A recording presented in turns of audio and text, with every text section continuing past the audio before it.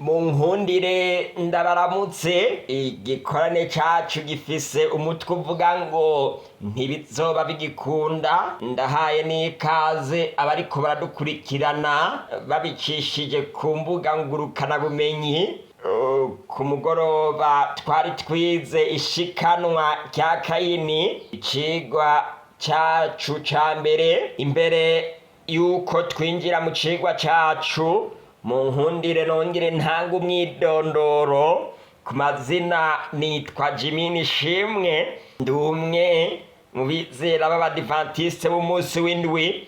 Umuntu wese ashobora kumpamagara canke akanyandikira ubutumwa bugufi canke akandonka kuri WhatsApp akoresheje inimero zikurikira: akamenyetso ko guteranya 257 61 208 669, akamenyetso ko guteranya 257 61 208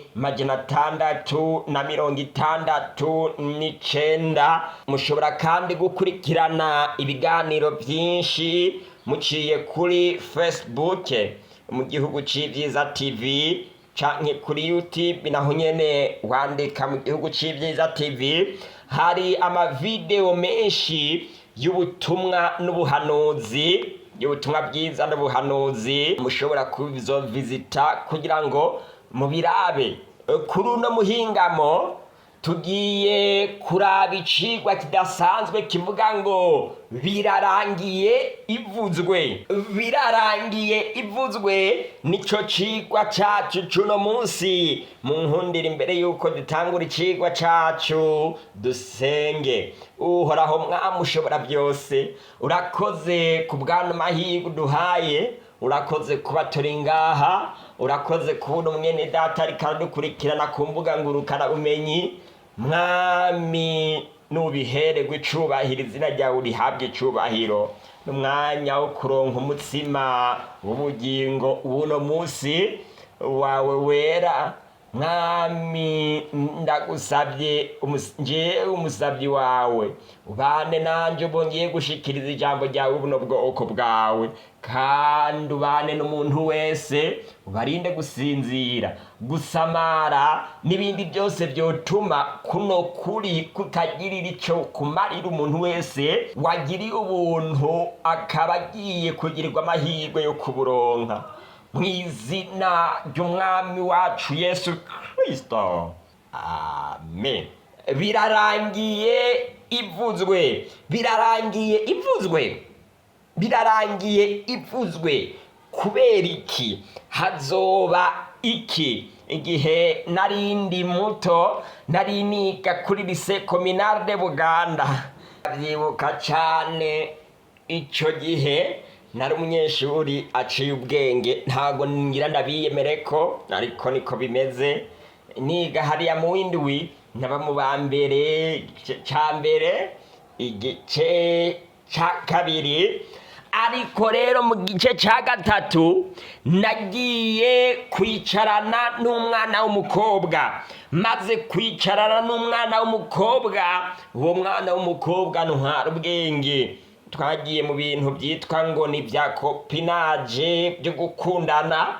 Hama rero mu minsi mike arampeba, acagenda kwikundanira n'uwundi. Muri ico gihe narataye ubwenge, murabona kwano imaje ko nari imeze nk'umuntu w'umusazi. Naragenda kwiga muri natire, kwiga ivyiyumviro bikandenga, maze sinige. Ico gihe mba narasaze, nuko gusa Imana yangiriye ubuntu. Nari nsanzwe ndi umuntu w'umuvugabutumwa yamenyanye na Yesu. Ico conyene nico cashoboye kunkiza.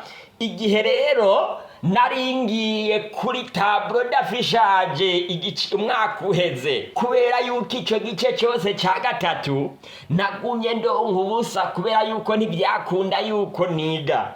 Nararavye ndiburako abanyeshuri benshi, nanje niyumvira yuko natashe umusamonde, umusanze sheke, ariko nsanga nananiwe. Ico gihe niho natahuye neza rino jambo birarangiye. Nararondeye ukuntu no kwikebuka noneho nkagenda kwiga, ariko ntibyari bigikunda. Nariyumvira yuko nzogenda kurekarama, ndagenda ni mu impapuro ndekarame bampa impapuro z'umwaka wose, ndaronderaho nokura n'inota na rimwe ndaribura. Byari byarangiye, nari namaze kunanirwa. Ico gihe niho natahuye neza rino jambo birarangiye, byari byamaze kundangirana, nari namaze kunanirwa.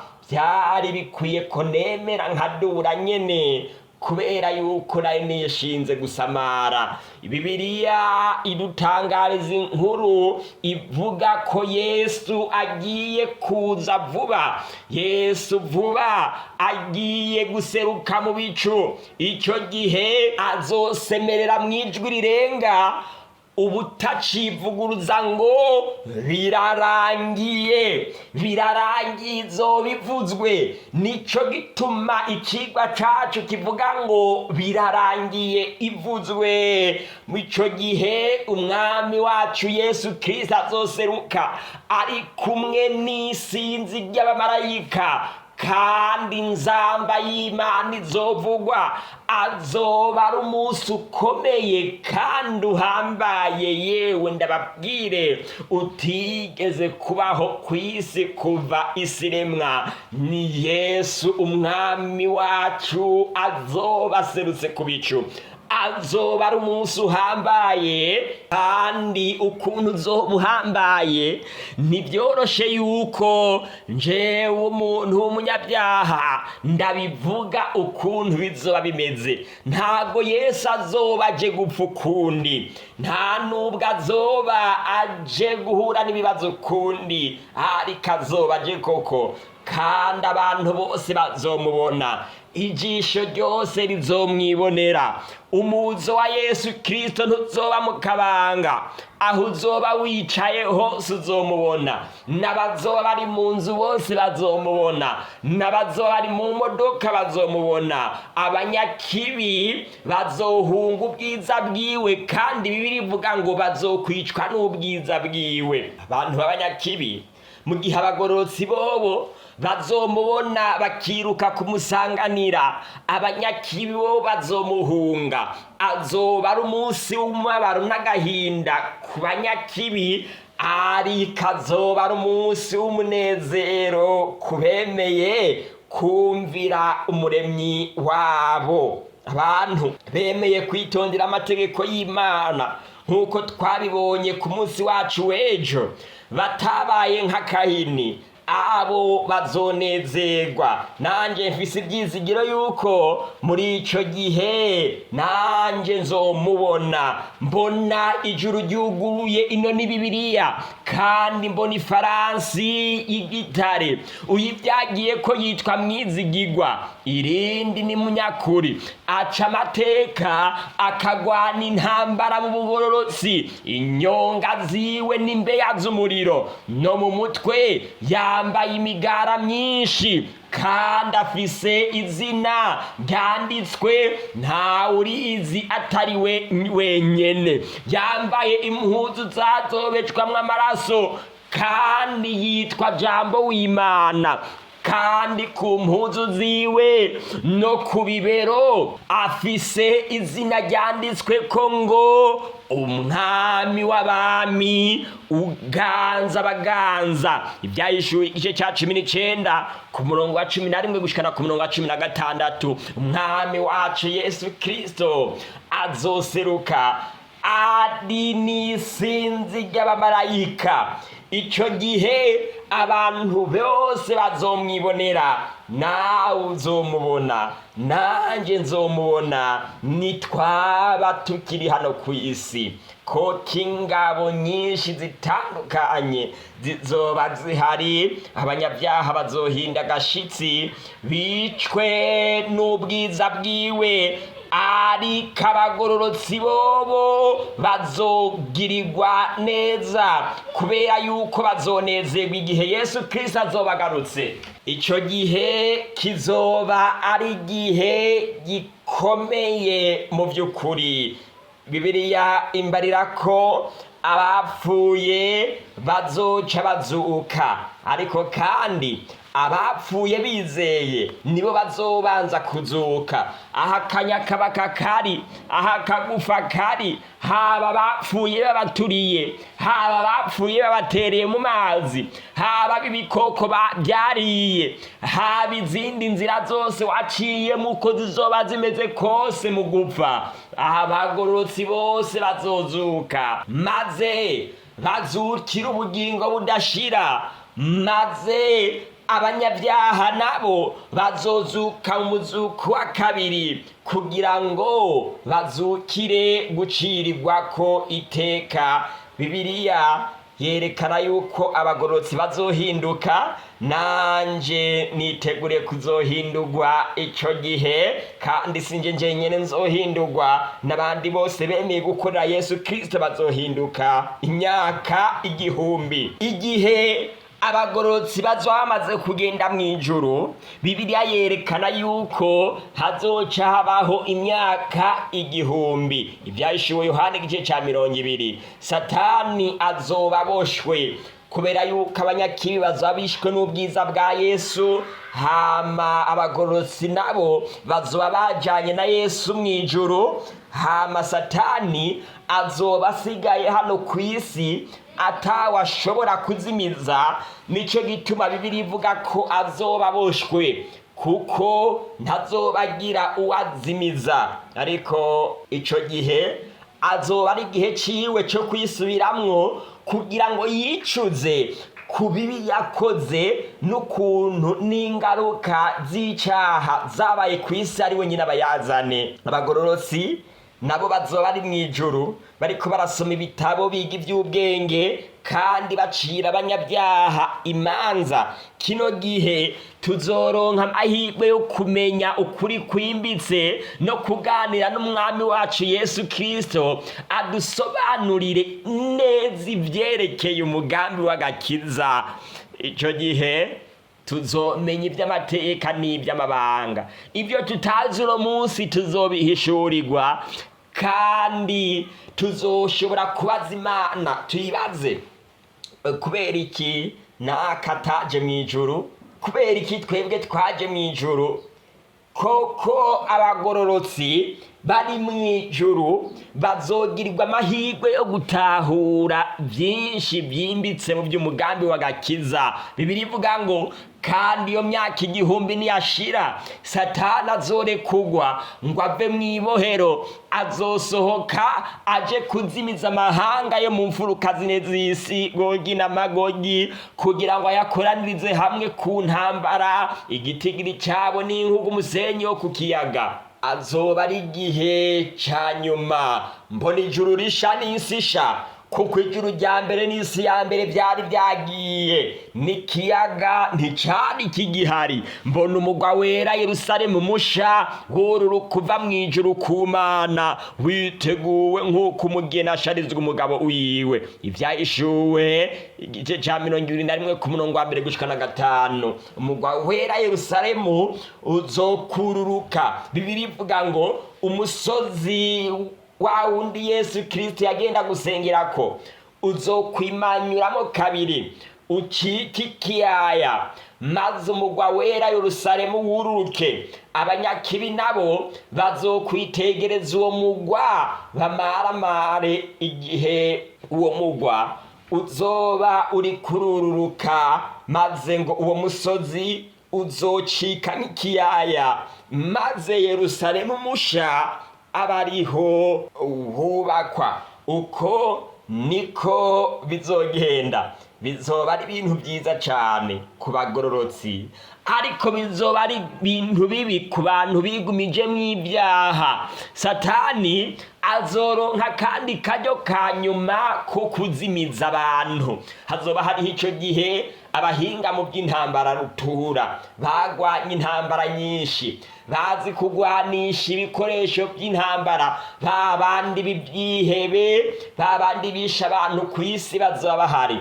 bazoraba uwo mugwa ukuntu kayangana, maze ishavu n'inzigo bibice. Babandi bazimura babandi bagirira ishari bagenzi babo kubera yuko biguriye impuzu, bazoba barimwo, bazotuma abandi babanduza iryo shari maze barigire. Maze inzigo n'inzirikira bazoba bafise bazovuga bati reka tugende gutera urya mugwa. Satani azohabwa kandi karyo ka nyuma ko kubahenda no kubazimiza. Azobabwira ati murabona urya mugwa wari gwanje barawunyivye, nimuze tugende kuhabuza. Mbona abapfuye, abahambaye n'aboroshe bahagaze imbere y'iyo ntebe. Ibitabo birazingurugwa, kandi ikindi gitabo kirazingurugwa, nico ca gitabo c'ubugingo. Abapfuye bacigwa imanza z'ivyanditswe muri ivyo bitabo zikwiranye n'ivyo bakoze. Ivyahishuriwe igice ca 20 ku murongo w'indwi gushikana ku murongo wa 12.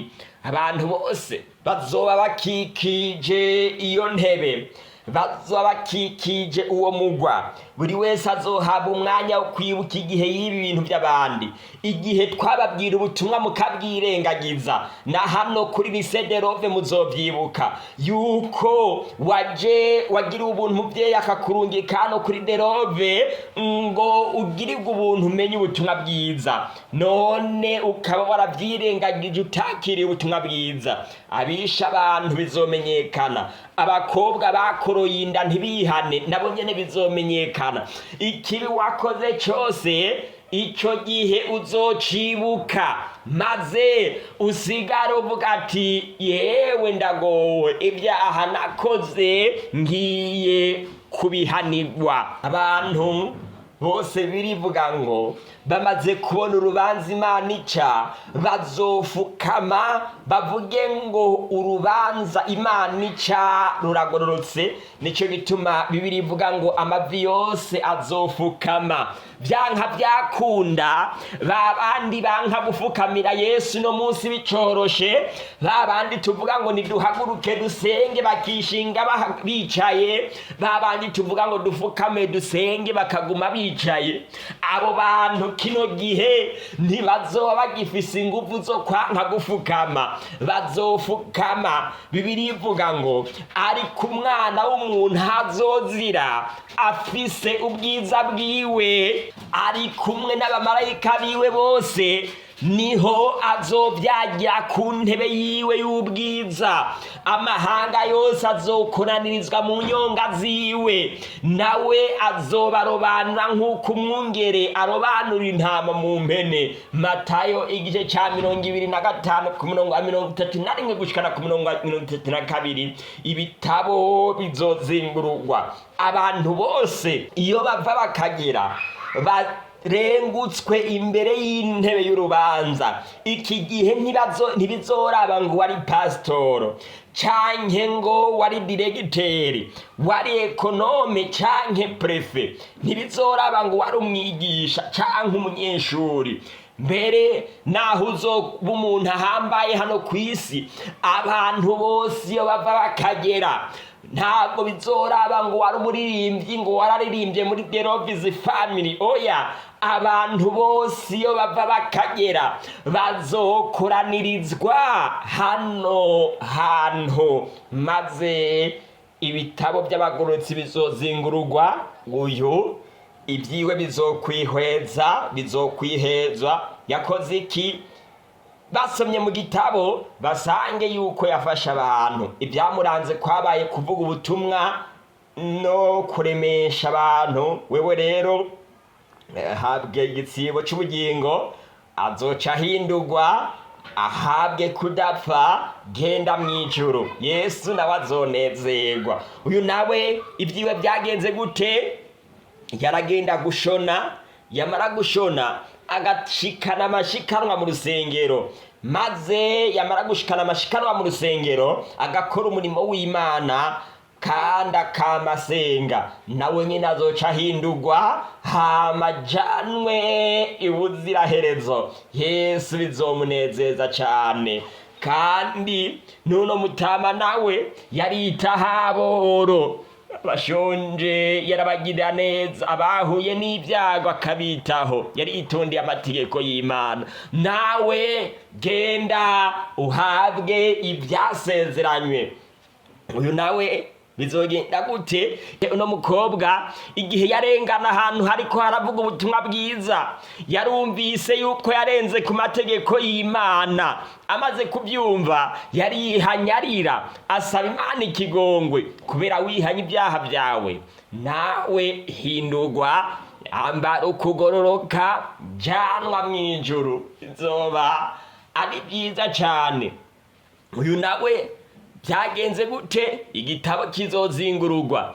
Igihe wari kurigisha ubutumwa bwiza, baraguteye ibuye, barakunyaga, baragusopa, baguhora gushingira intahe Yesu, ariko ntiwigeze uhemuka ngo nawe ubatuke canke bakubite. Wagumye kukwizera, habwa igitsibo c'ubugingo. Uko ni ku rubanza ku bagororotsi ruzoba rumeze, bazokwishima kandi banezerwe.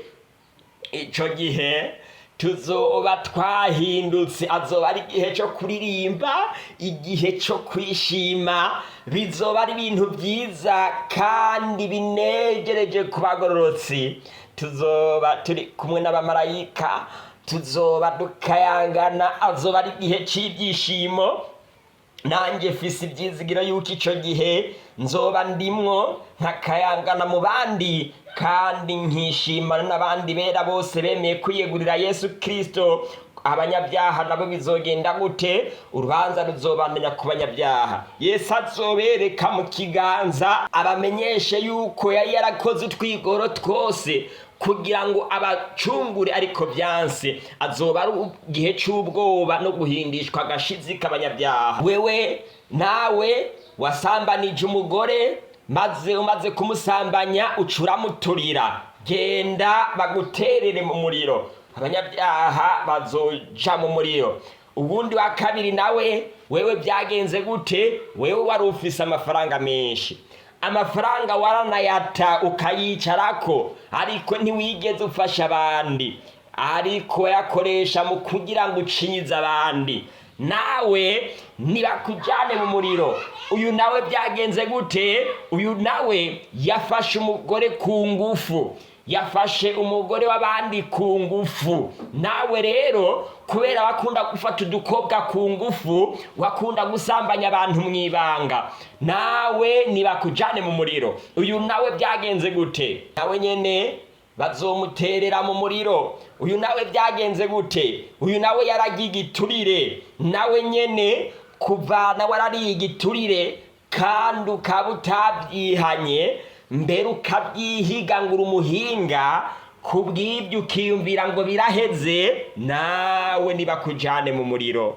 Mbega uyu nawe bizogenda gute? Uyu nawe yasenga ibigirwamana, yasenga amashapure, agasenga ibigirwamana by'abaya Bikira Mariya, haba ibigirwamana bito bito na binini. Nawe nugende mu muriro. Umuriro ngo uratibuka uvuye mu ijuru, urabarigata, kandi umugwanizi yabazimiza, aterwa muri ca kiyaga caka umuriro n'amazuku, kirimwo na ca gikoko na wa muvugishwa w'ibinyoma. Bazobabazwa ku murango no mw'ijoro ibihe bitazoshira. Mugenzi, Bibiliya iravyerekana neza yuko umuriro uzova hejuru, uwundi uzanane hasi, ubarigite, ubaturire, bashe bahere, kandi urupfu rwabo n'urupfu rutazohera.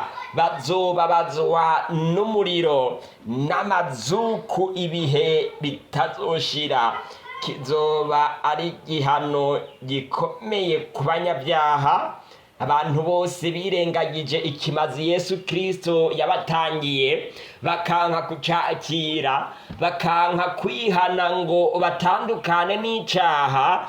Ico gihe bizoba bibakomereye, bazobabara, bababazwe, bashe uyu n'umuriro njyewe umwana w'umuntu nashoboye gushushanya, ariko ragenda babwire yuko ari umuriro uzorutuyo na Satani abazimiza nawe azorimbuka. Ubwo nigo rupfu rwa kabiri. Na Satani nawe agiranwe na ca kiyoka nawe azoteregwa muri ico kiyaga caka umuriro n'amazuku, kandi nigo rupfu rwa kabiri. Ariko ibijora n'abatizera, abantu bose turiko turabwira ubutumwa bakanka kubwizera, abakora ibizira, babandi barya ingurube, babandi barya abantu, barya imbwa, abicanyi, harimwo na babandi batukana ngo wagipfuwe,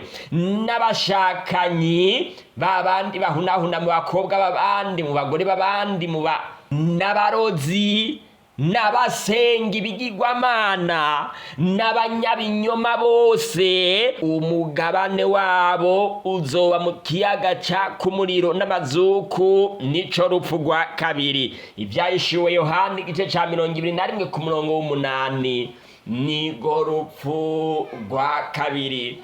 Umugabane w'abantu birengagije amategeko y'Imana, banse kwakira Yesu ngo abahe ubushobozi bwo kumvira Imana, umugabane wabo uzoba umuriro udahera. Ntibizoba bigikunda yuko umuntu yihana. Hamwe wokwanka kwiyegurira Yesu kino gihe, ntibizoba bigikunda yuko ushobora kwiyegurira Yesu. Bibiliya ivuga ngo kuko urukundo Imana yakunze abari mw'isi ariko rwatumye itanga umwana wayo w'ikinege, ngo umwizera wese ntazapfe rubi ariko azahabwa ubugingo budashira. Yohana igice ca 3 ku murongo wa 16. Kuko urukundo Imana yakunze abari mw'isi ariko rwatumye itanga umwana wayo w'ikinege, ngo umwizera wese ntazapfe rubi ariko azahabwa ubugingo budashira. Murabibona, Imana yaradukunze, Imana yaragukunze, kandi Yesu aritanga kugira ngo ushobore kurokoka uno muriro udahera. None uriko urabikinisha. Murabona ukuntu abantu bikwegera. Niba utemeye kwihana, ntibizoba bigikunda ico gihe, ntibizoba bigikunda yuko wihana ukundi.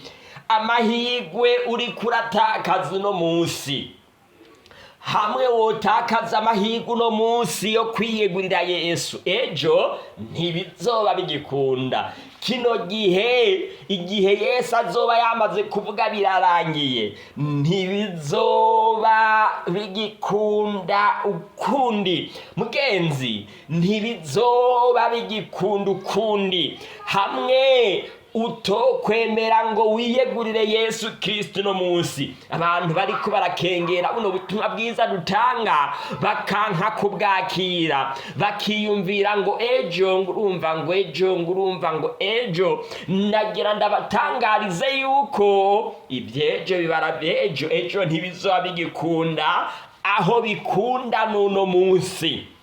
Amahigwe yawe nuko hamwe ko umaze kumva ukuri, kandi ukaba umaze kumva ino mburi, nuko kwiyegurira Yesu Kristo bigishoboka. Mbega ukuntu bibabaje kuzorimbuka, kandi Yesu yaritanze ngo ukire, ariko ukabikinisha. Icatumye ababyeyi bawe bakurungikaha nuko Imana yashaka ko uno munsi uzokubera umunsi wo kwiyegurira Yesu, uhunge akaga n'ibihano bizohabwa abantu batiyeguriye Yesu Kristo. Kandi mwemwe na wa mugeni barahamagara bati ngwino kandi wumva nahamagara ati ngwino nanje kubera yuko nabyumvise ndaguhamagara ngo ngwino, kandi ufise inyota naze, ugomba niyakira amazi y'ubugingo ku buntu bigishoboka, ushingira intahe ibyo aravuga ati egome ndaza vuba. Mbega nawe urashobora gushingira intahe rino jwi rya mpwemu yera, ukava aho uri ukaza hano imbere. Nsaba ishengero ryose rihaguruke, tugiye gukora umuhamagaro udasanzwe. Abantu bose bumva rino jwi rya mpwemu yera rihamagara ngo ngwino, batera intambwe baze hano imbere. Yesu abateze ibiganza, Yesu aguteze ibiganza. Dusabe umuririmbisha w'indirimbo adushiriremwo indirimbo ya 70, igihe Yesu azokoranya amoko, abantu bose bashaka kuzotsinda mwa kino gihe c'urubanza baze hano imbere tubasengere. Kandi ku isabato ya 16 z'ukwezi kwa gatatu dufise umubatizo udasanzwe.